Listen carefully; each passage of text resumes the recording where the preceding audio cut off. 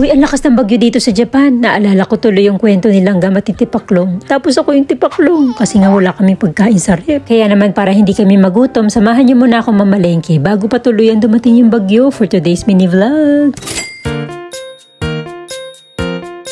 Minasan konnichiwa, Aira des, your full-time mom here in Japan. So maaga pa lang, umuulan na. Tapos ang balita sa TV, puro bagyo, kaya naman naalarma ang nanay ninyo. Kaya naman dali-dali ko nang tinali tong ating buhok nang makapag-ready na ako. So pupunta nga tayo ng Apita ngayon para makapamalengke. Pero hindi ko na isasama si Dao Mingchi, pati yung mga bata. Pagkasama kasi sila, ang daming dinadampot, nagmamahal yung binabayaran ko. So pinahiran ko nga lang na matumagi ang aking buhok na mawala yung tutsang ng kaunti. Tapos napansin ko, ang laki na naman ng braso ko. And all the girlies say pretty fly for a white girl. Ay naku, makapaghilamas na nga. So hindi na nga ako magme-makeup kasi hindi naman titignan ng mga gulay at karne kung maganda ba ako o hindi. Bago nga ako umalis, nakita ko si Dao Mingchi may pinipirmahang mga kasulatan. Ay ano ba yan?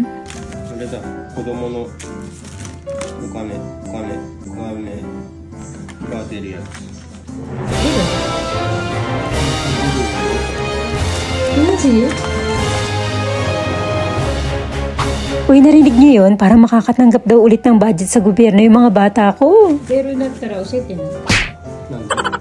Watashi ga zenbu murao ka. Papa no kozukai na.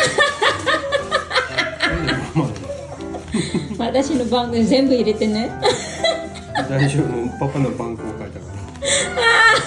Dito po kasi sa Japan, nakakatanggap yung mga bata ng child support mula sa gobyerno. Kaso nga lang nung pinanganak si Kaoru-chan namin, simula nun, nawala na po ng budget yung mga anak ko, hindi na nila kami binigyan. Kaya naman kung magbibigay sila ulit, edi lucky. Malaking tulong din yun, pwede ko yung ipunin para sa future nila. So nagpaalam na nga muna ako dito sa mga bata, at ayan nga pala si Misaki-chan natin, tulog pa. Ipinasabay na rin sa akin ni Hapon itong papel para maihulog ko daw sa posto. Tara, umalis na tayo.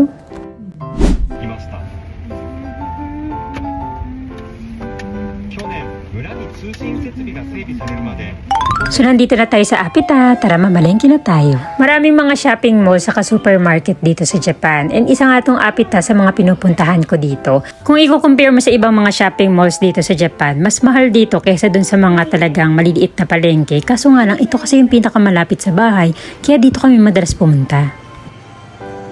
Uy, wala kang karapatan mag-Starbucks, malang kape dyan. Dito ka sa grocery, te. So habang naglalakad-lakad nga ako at nagmumuni-muni, titingin-tingin sa paligid, ay may nakita akong bakery.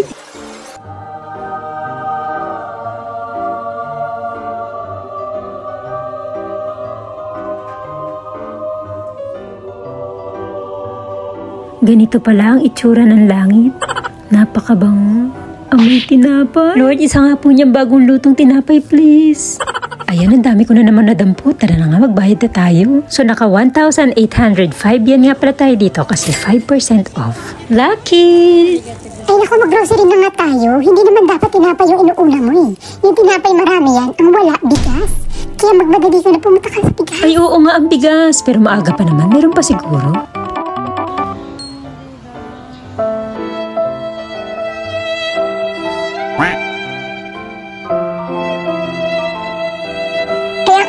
Tumayo ka na dyan, nakakahiya ka. So ayun na nga, pangalawang araw na kami naghahanap ng bigas dito sa Japan pero wala talaga kaming mabilhan.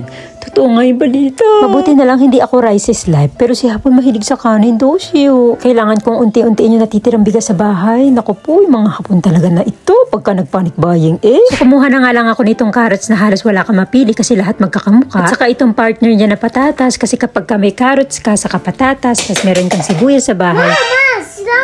Anak, sandali lang. Nagtatrabaho si Mama. Naka-pick up ka na naman ng linya sa pinapanood mong palabas.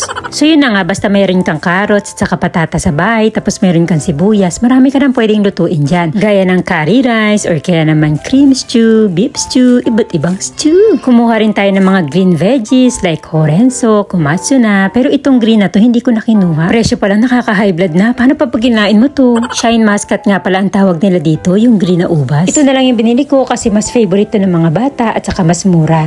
Yung maliliit na ubas na hindi mo maramdaman yung pagkaubas niya. Jodan lang, masarap yan ha. At nakakita nga rin ako dito ng dalanda, nagplastic nga ako ng 4 na piraso. Hindi na nga ako masyadong namili kasi ang lahat ay magaganda, ang kikinis, makinis pa sa akin. Kumuha rin ako ng enoki mushroom, baka maisipang mag-shabu-shabu. At saka yakisoba, pampalipas ng tanghalian na walang kanin. Syempre, kumuha rin ako ng toge, ang pinakamurang gulay sa Japan. Syempre, hindi natin pwedeng kalimutan itong napakainit na inihaw na kamote. Bumili rin ako nito, at saka ano pa ba nakalimutan ko? Ay, isda pa pala. Huwag na muna tayo dito sa mga sashimi, saka sa mga fresh na isda. Kagagaling ko lang ng dagat at kakakain lang ng mga seafoods, baka maging isda na ako. Pero hindi naman masamang mag-stock ng pailan-ilan, kaya bumili na ako dito sa favorite kong tindahan. So sinabi ko na nga lang kay kuya na, kuya, pahingi naman ng iyong 3 saba. So kumuha nga akong 3 piraso kasi pag ininit mo to for 1 minute, may masarap na ulam ka na. Tapos syempre nakakita rin ako dito ng napakasarap na salmon. Tignan nyo naman ang nakasulat, number 1. 甘口中から塩が、塩がちょこっと。ちょこっとでこっちはちょっと多いあ、じゃあこっちでこれかな。2枚2枚はいお願いします。はい。 O diba may pa ganun-ganun pa? Alam niyo po kasi dito sa Japan, mahilig talaga silang magtimpla-timpla ng mga isda, mga karne, para pagdating mo sa bahay, iinit mo na lang or kaya naman ipiprito mo na lang. Konting minuto lang yung kakainin, ay may ulam ka na. Tulad na lang nitong binibili kong karne na inihahalo ko sa yakisoba. So first time ko nga itong itrinay nung nagpunta kami sa Kawa kasi wala akong pangsahog. At siya yung pinakamasarap na yakisobang nagawa ko, kaya naman simula nun, ito na yung pangsahog. Kumuha rin ako ng pang beef stew kasi may patatas at carrots tayo. Tapos nung paalis na ako ay nakakita pa naman ako ng sauce ng tonteki. Napakuha tuloy ako ng roast. Hindi rin pwedeng makalimutan itong wina, pati na rin yung tamago, saka yung keso, saka yung favorite ni Dauminchi na Neo Softo. Ay nako, tumigil na nga tayo, makapag-walk out na nga.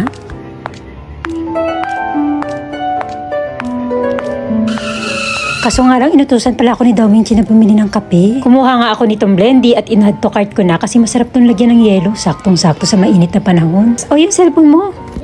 Kumuha nga rin ako nitong Lion, yung favorite nito mo na kape tuwing umaga. Medyo pricey nga lang. At saka nitong chocolate mood na kape ng UCC. Try natin, baka masarap. Hindi naman kayo addict sa kapit eh. Lubos-lubosin na natin kasi nandito na tayo. Kumuha na rin ako nitong refill sa pang-spray ng buhok ng mga bata. Kasi 2 araw na lang pasukan na.